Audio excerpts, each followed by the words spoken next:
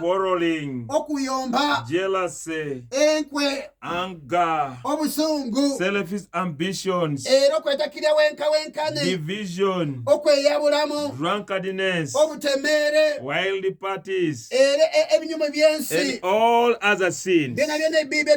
All other sins.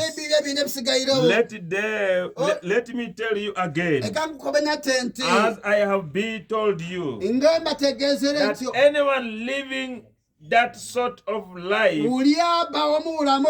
will not inherit the kingdom of heaven. Praise the Lord.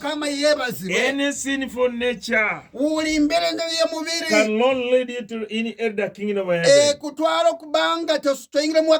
Because of all of this sinful nature that we have read, every man needs a regeneration. Every man needs the washing of the blood of Jesus.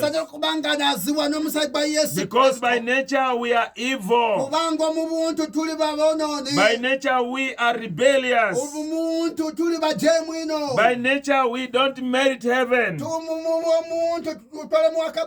We cannot enter the kingdom of heaven